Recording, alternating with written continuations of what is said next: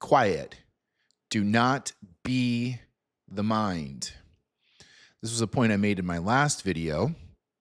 If you want to check that out, go back. It's called You Are Not Your Mind, posted a few days ago. And in that video, I made the argument that one of the challenges in modern civilization is this obsession with the mind. The mind is very powerful, and there's a lot of identification with the mind.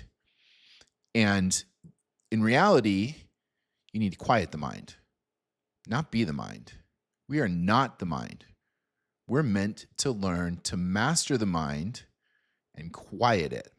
I felt this point was a little bit lost in the middle of that video, so I just wanted to sort of hammer this home a little bit more. This obsession with associating with the mind or identifying with the mind that is prevalent to some degree in today's society and civilization, modern civilization, is completely an inversion of reality. We actually want to quiet the mind, meaning soften the mind, slow it down, especially if you have a very active mind or even an overactive mind. That's me. It's 100% me. You need to soften it. You need to lessen its grip and its sort of importance in your experience. But why? Why though? Why do we want to do this? Why is this important? Because spirit talks in whispers, and the mind is really noisy. I like to think of it like you're asleep, taking a nap, or it's night or whatever, and somebody comes in. It's so loud. It's just so loud. It's a cacophony. We don't need that. We need it quiet so we can focus and we can think about what needs to be focused and thought about. And I'll come back to that in a second. But why though? Why do we want to hear spirit? Well, because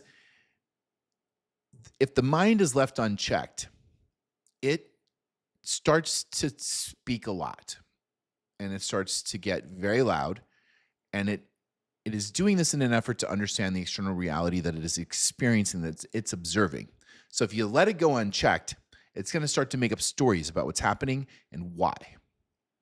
Those stories are often created through the filter or through the lens of the ego. And the ego is frankly crazy. And it gets itself involved in all kinds of illusions and circles and lies, and the ego will then take over the creation of your reality, because it will start to put thoughts in your mind. It can be catastrophic thoughts. Now, on this point, I also made a video, I think it was 2 videos ago, and I believe it was called Is There Objective Truth? So check that one out too. There's some interesting commentary in there, especially from a friend of mine.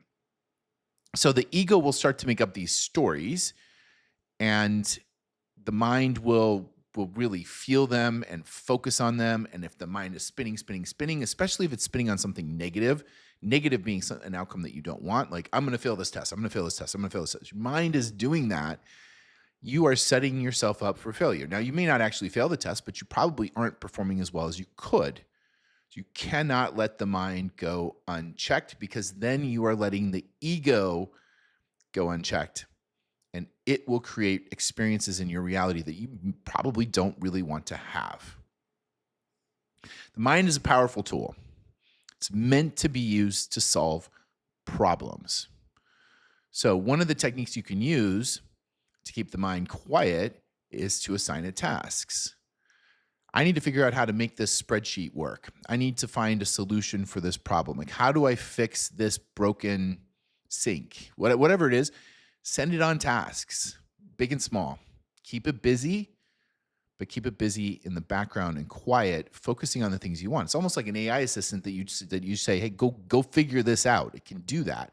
It's very powerful for that. But you have to learn to quiet it. I've learned to quiet my mind through meditative practices. The ego and the mind were out of control. until I started my meditative practices. It is an everyday challenge that to this day I'm still working on. What are the benefits? Peace and quiet, frankly. The ego will be in check.